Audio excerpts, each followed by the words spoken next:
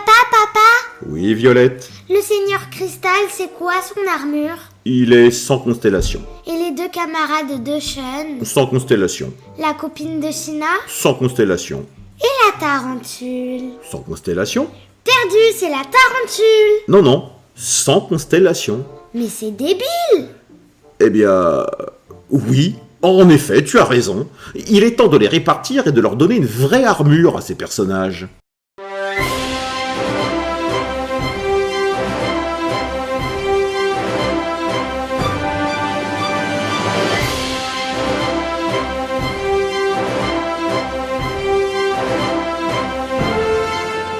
Bonjour chers élèves, je suis le comte de Noailles et je n'ai pas fini de répartir les personnages de l'ancien animé de 1987. Je me suis déjà attaqué à des personnages non canons avec les excellents guerriers d'Asgard, alors mettons les pieds dans le plat et parlons de 20 personnages non canons de l'arc Sanctuaire. Pour cela, je les ai séparés en 4 catégories. Les non-chevaliers, les bronzés assimilés, les aciers et les argents.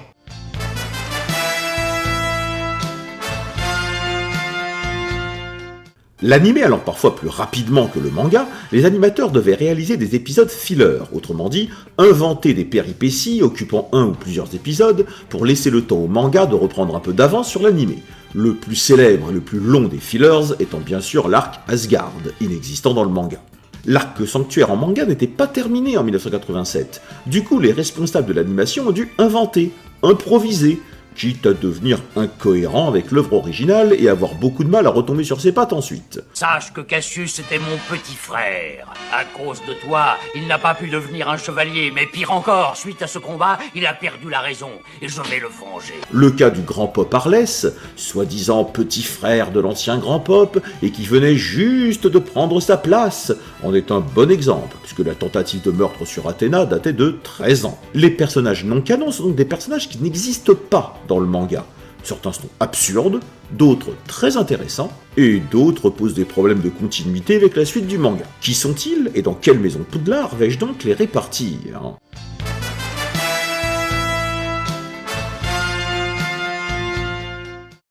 Quand j'appellerai votre nom, vous vous avancerez. Je placerai alors le choix-peau sur votre tête, et vous serez répartis dans vos maisons. Pour les maisons de Poudlard et leurs qualités, je vous rappelle que ces qualités ne s'expriment pas de la même façon selon les personnes, et que cela ne préjuge pas non plus de la puissance. On peut être un faible Gryffondor et un puissant Poufsouffle sans aucun problème. Maintenant que le cadre est défini, répartissons.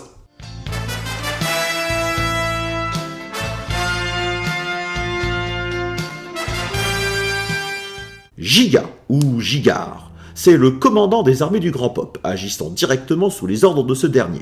Son nom signifie géant, ce qui est ironique étant donné sa petite taille. Bien qu'il soit sans armure, il serait très étrange qu'un non-chevalier commande aux bronzes et aux argents, d'autant qu'il est présent depuis plusieurs années au sanctuaire. Sans doute est-il un ancien chevalier. Le casque qu'il porte ressemble à un hibou, ce qui est logique pour un serviteur d'Athéna, la déesse ayant la chouette pour symbole. À moins que ce ne soit un indice justement de sa constellation, l'ancien chevalier de bronze de la chouette, puisque cette constellation existe. On sait qu'il a pris sous son aile les Netsusent, mais l'histoire ne dit pas s'il l'a entraîné personnellement. Il a probablement un niveau bronze. Oh, non, pas ça, votre infamie, pitié, donnez-moi une autre chance. J'ai un plan qui devrait nous permettre d'être enfin débarrassés des chevaliers du Zodiaque et de récupérer le masque d'or par la même occasion. Giga et le Grand Pop souffrent de ce que j'appelle le syndrome de Zoltar. Le chef des méchants est vraiment très méchant, mais il a un subordonné, le sous-chef, qui n'arrête pas d'échouer dans ses plans en envoyant des ennemis au compte-gouttes face aux gentils, au lieu d'envoyer ses meilleures forces. Le chef des méchants, soi-disant impitoyable, est fâché, mais il pardonne systématiquement au sous-chef, qui continue d'envoyer ses hommes au compte-gouttes, etc., etc. Le syndrome de Zoltar se retrouve dans beaucoup d'animés et de séries. Mais n'accablons pas ce pauvre Gigard, il envoie des bronzes ou équivalents pour combattre des bronzes, ce qui est plutôt logique puisqu'on est au début de l'animé. Il est véritablement fourbe et obséquieux, il est ambitieux, il mérite sa place à Serpentard. Phaéton, chef des gardes, il fut propulsé commandant des armées du Grand Pop en remplacement de Gigard, qui s'est enfui après la défaite de les Netsusent. Il commande aux chevaliers de bronze et d'argent, alors que lui aussi ne porte pas d'armure. Contrairement à Gigard, je crois bien qu'il n'en a jamais porté. Je pense plutôt qu'il fait partie de ces apprentis qui ont échoué à obtenir une armure. Son nom, Phaéton, y fait peut-être référence. Dans la mythologie, Phaéton, demi-dieu fils du soleil, a tenté de conduire le char solaire de son père, a échoué et a été foudroyé par Zeus. Bon, cela dit, il n'est pas impotent. Il échoue contre China, mais réussit à la blesser, ce qui me fait penser qu'il avait postulé pour une armure d'argent. Sa promotion au poste de commandant des armées est tout de même inexplicable pour un non-chevalier, d'autant qu'il n'a pas la ruse de son prédécesseur. D'ailleurs, à part au début, où il envoie plein de chevaliers d'argent pour récupérer le casque d'or du Sagittaire, il fut vite rétrogradé. Quelle maison alors? Pas Serpentard, comme Giga, ni Serre d'Aigle, il ne montre vraiment aucune sagesse. C'est un échange qu'il a avec le grand peuple qui m'a fait choisir sa maison. Devant la disparition de l'armure d'or du Sagittaire, il propose, fort logiquement, de demander l'aide d'Athéna. Oh, Majesté, il ne nous reste plus qu'une chose à faire, c'est de demander à Athéna. Quoi? Invoquer la déesse? C'est inutile. Nous n'avons aucune raison de la déranger. Mais il n'y a pas d'autre moyen, Majesté. Ça suffit. Eh oui, Votre Altesse. Cela prouve que s'il est fidèle au sanctuaire, c'est parce qu'il croit vraiment aux mensonges de Saga et qu'il est persuadé que les 5 bronzes sont des renégats et qu'il se trouve, lui, dans le camp du bien. Phaéton est à Poufsouffle. Oko du Tigre. Gryffondor, il ne peut pas avoir d'autre maison. Depuis qu'il était enfant, il ne cherche qu'à se mesurer à plus fort que lui. Il est brutal, mais aussi loyal au combat. Il se cache volontairement les yeux pour être à égalité avec Shiryu, qu'il semble détester, mais qu'il admire secrètement. On pourrait le croire Serpentard, frustré de ne pas avoir obtenu l'armure du dragon. Mais son vrai but n'était pas d'obtenir l'armure, il ne cherchait qu'à ce que personne ne soit plus fort que lui. Il le dit d'ailleurs lui-même, revêtir cette armure n'avait plus d'importance pour lui, que ce soit par le félin totem, par sa force de caractère, par sa philosophie, par sa bravoure. Oko est un fier Gryffondor. Jaggi. Oh, mais je vois que tu me connais, j'en suis très flatté. Comme dit Chucky, Parlons-en. ce personnage me dérange hautement, car j'ai l'impression que les scénaristes ont oublié le premier épisode, ainsi que le fondement même de Senseiya. Jaggi est une grosse brute, décrit comme indigne d'avoir une armure. Certes, il semble avoir une cosmo-énergie suffisante pour blesser Marine.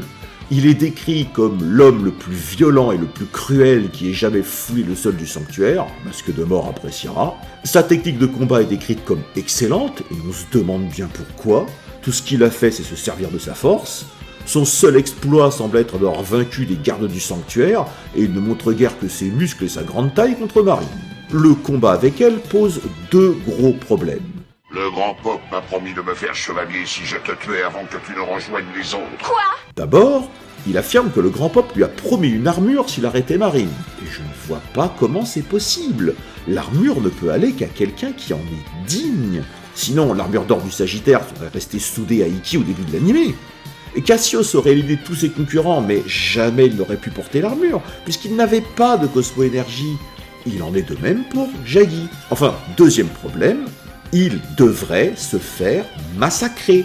Marine est la chevalière d'argent de l'aigle, celle qui a appris les météores de Pégase, technique qui a vaincu Cassius dans l'épisode 1. Et devant la même technique, Jaggi ne sent rien, et il s'amuse avec la chevaleresse comme si elle avait perdu tout pouvoir. Je rappelle que dans le premier épisode, Seiya arrêtait le coup de Cassius d'une seule main, montrant la supériorité évidente de ceux qui ont un cosmos envers ceux qui n'en ont pas, ou peu. Et si vous m'opposez Cassius face au dragon et Andromède, ben c'est tout simplement pas dans le manga, et justement, ce rajout de l'animé est lui aussi hautement incohérent. Mais revenons à Jaggi. Est-il un Serpentard? Non, obtenir une armure ne l'intéresse plus, il est passé à autre chose, il n'a pas d'ambition particulière, seul prouver sa force l'intéresse, ce qui fait de lui un méchant Gryffondor.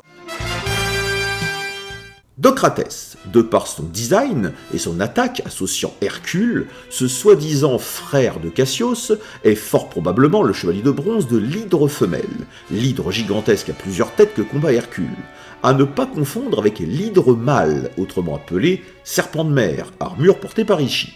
Sa taille exceptionnelle plaide aussi en la faveur de l'armure de bronze de l'hydre femelle, puisque la constellation est la plus grande de la voûte céleste. Docrates est certes très puissant, très imposant, mais c'est aussi un être vil, qui n'hésite pas à enlever Saori et Tatsumi, et qui ne tient pas sa parole de délivrer la jeune femme contre le casque du Sagittaire. Il n'est ni à Gryffondor, malgré son côté très sûr de lui, ni à Poufsouffle, puisqu'il n'est absolument pas loyal envers ses propres engagements. De par sa philosophie, qui serait la fin justifie les moyens, Docrates est à Serpentard. Giste. Son prénom signifie fantôme en allemand. Son totem est le Varan, qui n'existe pas dans les constellations. Mais il existe une géante rouge dans la constellation du Serpent qui est surnommée Guja Varan. Elle serait donc la chevalière de bronze du Serpent, plus précisément le serpent que porte le Serpentaire, ce qui explique le lien étroit entre Giste et China, décrites comme des sœurs d'armes. Elles ont probablement eu le même maître. J'ai un peu hésité entre Serdaigle et Serpentard. Elle utilise beaucoup la ruse, qui est Serpentard. Mais les répliques du casque d'or montrent un plan calculé longtemps à l'avance, qui serait aussi Serdaigle. Et elle ne trahira pas le sanctuaire, même à l'article de la mort, sanctuaire qui est censé l'avoir banni 10 ans plus tôt. Cette fidélité est très Poufsouffle, d'autant qu'elle semble sensible à la loyauté. Oui, banni 10 ans plus tôt, ce qui est totalement impossible, étant donné que China n'est censé avoir que 16 ans dans le manga. Giste aussi par extension. Du coup, je ne vois pas trop comment on peut bannir une enfant de 6 ans pour des crimes. À moins qu'elle n'ait tapé dans la réserve de confiture du grand pop, ou qu'elle lui ait tiré la langue. Enfin bref, le propos n'est pas de tirer sur une ambulance, ou de tirer dans le dos d'une femme à terre, n'est-ce pas Seiya, toi dont un des traits, je le rappelle au scénariste, est de s'interdire de frapper une femme. Tu es droit et loyal au combat. Je suis heureuse que ce soit toi qui m'aies vaincu. Quoi ? Ces techniques étant beaucoup basées sur les illusions, et comme il est évident que les ruses des 3 chevaliers des abysses sur le pétrolier sont dictées par leur chef, la place de Giste est à Serpentard. Ces 3 chevaliers des abysses, ou fantômes des Caraïbes, ne sont pas de bronze, ne portent pas d'armure, mais des combinaisons, ressemblant un peu à des tenues de plongée customisées. Ils ont une puissance assimilée bronze moyen, voire en dessous, et on les voit très peu. Le serpent de mer. Le serpent est une constellation qui existe, mais déjà prise par Giste. L'hydre mâle ou serpent de mer existe, mais l'armure est déjà prise par Ishii. Il faut pas trop chercher de logique. Le serpent, comme les autres, n'est ni très intelligent, ni très courageux, mais il a au moins la présence d'esprit de prendre le masque d'or avant de s'enfuir piteusement. Il attaque les bronzes dans l'eau, ce qui est une bonne idée, mais il n'a peu de chance de tomber sur le cygne capable de geler l'eau. Il a l'ambition de se rattraper devant son humiliation de l'épisode précédent, et comme son animal totem est le serpent, il a sa place à Serpentard. Le dauphin. Le dauphin existe comme constellation. D'ailleurs, l'armure du dauphin apparaît dans Sentiacho avec Mi. Le dauphin a une position de leader des 3. Il aime humilier les bronzes, il les traite de lâches, convaincus qu'ils ont vaincu Docrates en trichant. Certes, ça ne le dérange pas d'attaquer Pégase à 2, mais il suit les plans de Giste. Lors de l'épisode de l'île du spectre, il ne se cache pas, et il attaque tous les bronzes seul, avant de tomber bêtement dans le vide à cause de l'attaque du dragon. Pour un tel courage, le dauphin est à Gryffondor. La Méduse. La nébuleuse de la Méduse existe dans la constellation des Gémeaux. Le Ghost Scent de la Méduse est plutôt du genre à se cacher pour assurer les arrières de ses camarades. Il réussit à mettre le dragon puis Andromède hors de combat par la ruse, battant ainsi en efficacité tous ses camarades. Il est évidemment à Serpentard. Enetsu Scent, ou Chevalier des Flammes. Il n'existe évidemment pas de constellation des Flammes, mais ce qui s'en rapproche serait soit la constellation du Fourneau, soit la nébuleuse de la flamme, appartenant à la constellation d'Orion. L'Enetsu Scent, autrement dit saint des flammes ardentes, est un bon exemple de saint sans constellation qui peut tout de même se faire appeler chevalier des flammes du nom de la nébuleuse, à moins qu'on ne l'accepte comme chevalier de bronze du Fourneau, parce que oui, son niveau ainsi que le design de son armure le classent dans le rang des bronzes. Ce qui caractérise la Enetsu Scent, outre son pouvoir destructeur, est la fidélité qu'il éprouve pour Gigard, qu'il a sauvé à Athènes et qui lui a permis de suivre l'entraînement mortel grâce auquel il a obtenu son armure. Une fidélité sans faille qui le conduira à la mort.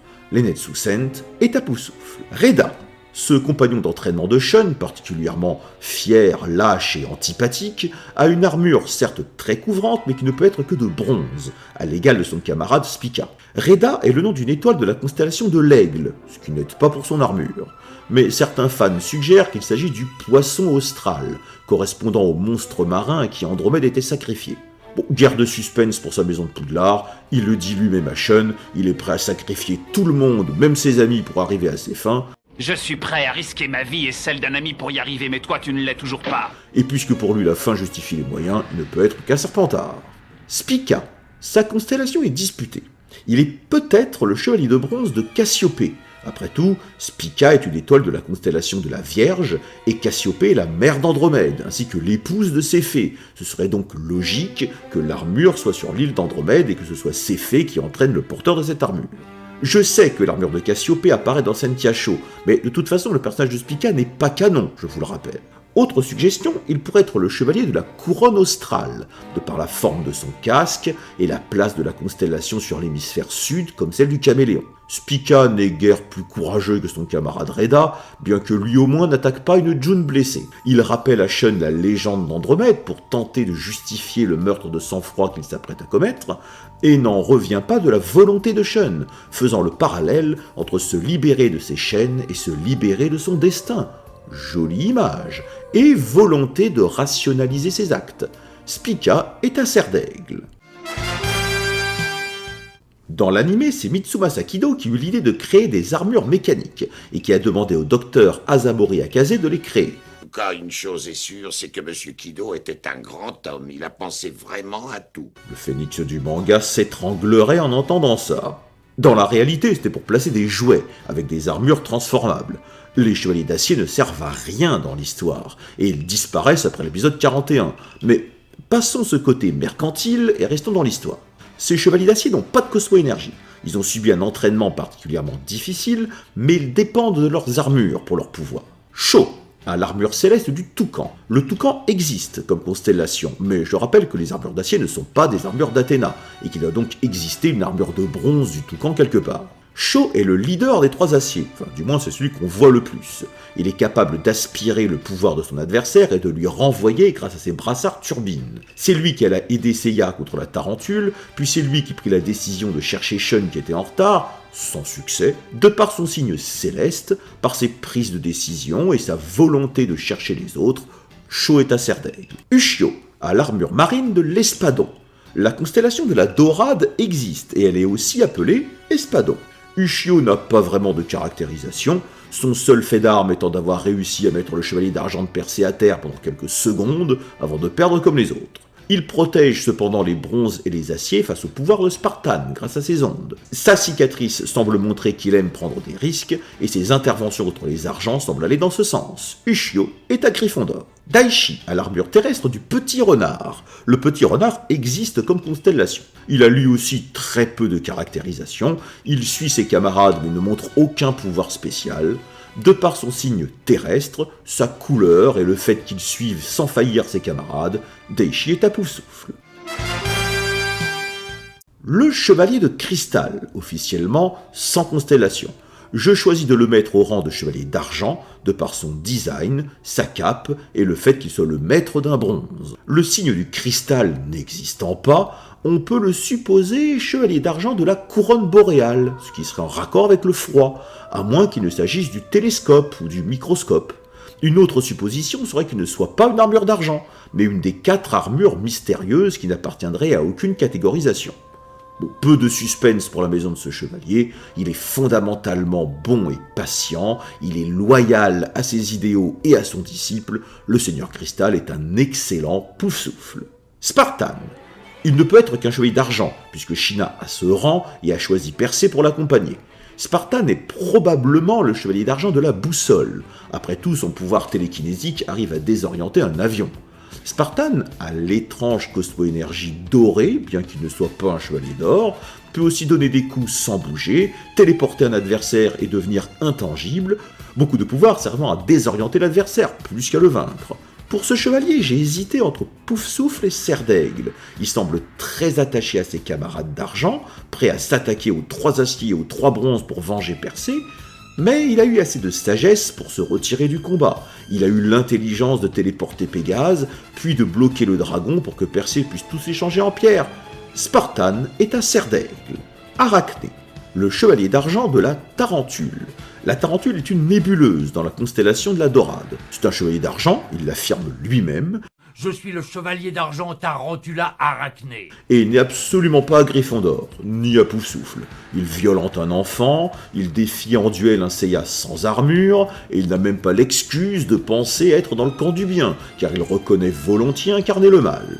Par contre, son pouvoir de la toile puisant l'énergie vitale de son adversaire est assez rusé, et en accord avec son totem de l'araignée.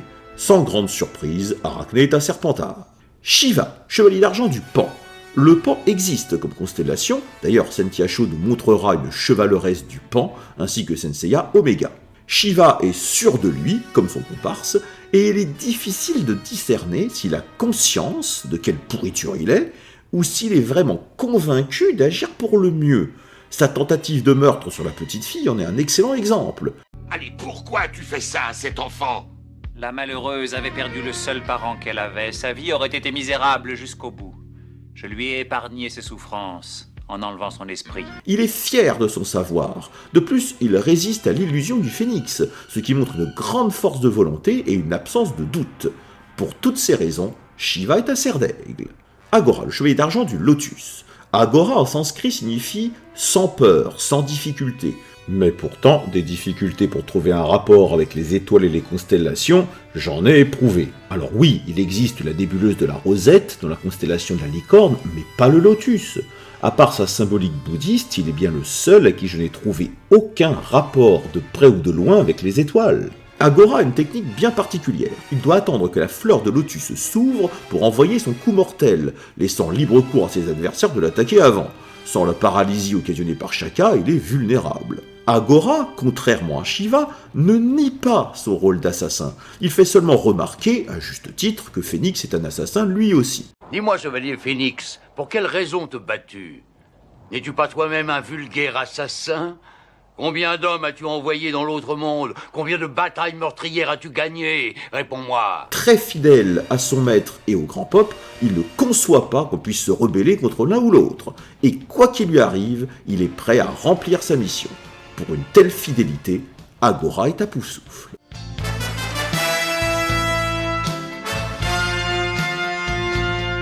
Au total, cela nous fait 4 Gryffondor, 7 Serpentards, 4 Poufsouffle et 4 cerfs d'aigle. Un déséquilibre serpentard assez important. Ces personnages écrits à la va-vite pour certains n'ont pas toutes les nuances apportées par Kurumada Sensei. Il y a beaucoup de chair à canon et de méchants très méchants. C'est dommage, mais cela s'explique par l'urgence des animateurs à gagner du temps sans pousser très avant la caractérisation.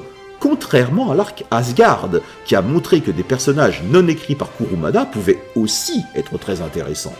Bien sûr, il reste des personnages pas encore répartis, comme les chevaliers noirs ou les non-chevaliers, mais ceci est une autre histoire.